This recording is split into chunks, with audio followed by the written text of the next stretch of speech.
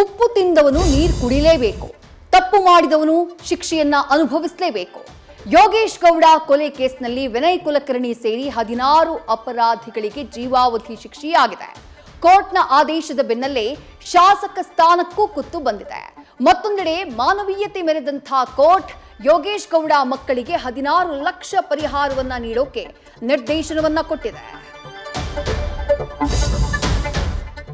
Davanagere Dakshina by election ಮುಗಿತಾ ಇದ್ದ ಹಾಗೆ ಮುಸ್ಲಿಂ ನಾಯಕತ್ವ ಕುರಿತ ಶೀತಲ ಸಮರ ಜೋರಾಗಿದೆ. ಕಾಂಗ್ರೆಸ್ನಲ್ಲೇ ಭಿನ್ನ ರಾಗ ವ್ಯಕ್ತವಾಗಿದ್ದು ಸಾಹುಕಾರ್ ಸೈಲೆಂಟ್ ಆಗಿ ಡ್ಯಾಮೇಜ್ ಕಂಟ್ರೋಲ್ಗೆ ಇಳಿದಿದ್ದಾರೆ. ಇದರ ನಡುವೆ ಮಾಜಿ ಸಚಿವ ರಾಜಣ್ಣ ಕಾಂಗ್ರೆಸ್ನಲ್ಲಿ ಸಿದ್ದು ಆಪ್ತರನ್ನ ಟಾರ್ಗೆಟ್ ಮಾಡಲಾಗ್ತಾ ಇದೆ ಅಂತ ಹೇಳಿ ಬಾಂಬ್ ಸಿಡಿಸಿದ್ದಾರೆ.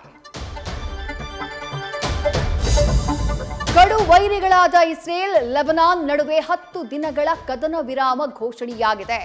ಈ ಮೂಲಕ 43 ವರ್ಷಗಳ ಬಳಿಕ ಶಾಂತಿ ಏರ್ಪಟ್ಟಿದೆ. ಇದು ತಾನೇ ನಿಲ್ಲಿಸಿದ 10ನೇ ಯುದ್ಧ ಅಂತ ಹೇಳಿ ಟ್ರಂಪ್ ಬಡಾಯಿ ಕುಚ್ಚಿಕೊಂಡಿದ್ದಾರೆ. ಆದರೆ ಮಧ್ಯಪ್ರಾಚ್ಯ ವಿಷಯದಲ್ಲಿ ಅಮೆರಿಕದ ಷರತ್ತು, ಇರಾನ್ ಮುಂಡಾಟ ಶಾಶ್ವತ ಕದನ ವಿರಾಮಕ್ಕೆ ತೊಡಕಾಗಿದೆ. ಸಂಸತ್ನ ಇತಿಹಾಸ ಸೃಷ್ಟಿಗೆ ಹೆಜ್ಜೆ ಇಟ್ಟಿದ್ದಂತಹ ಮೋದಿ ಸರ್ಕಾರಕ್ಕೆ ಮುಖಭಂಗವಾಗಿದೆ. ಲೋಕಸಭೆಯಲ್ಲಿ ಮಹಿಳಾ ಮೀಸಲಾತಿಗೆ ಸೋಲಾಗಿದೆ.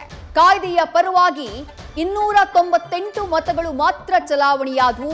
ಈ ಮೂಲಕ ವಿಪಕ್ಷಗಳ ಕೈ ಮೇಲಾಗಿದ್ದು ಮೋದಿಯ ನಾರಿ ಶಕ್ತಿ ಕನಸು ನುಚ್ಚುನೂರಾಗಿದೆ.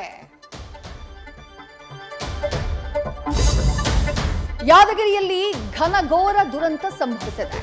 ಕಾರು ಖಾಸಗಿ ಬಸ್ ಭೀಕರ ಅಪಘಾತ ಸಂಭವಿಸಿ 6 ಜನ ಸಜೀವ ದಹನವಾಗಿದ್ದಾರೆ.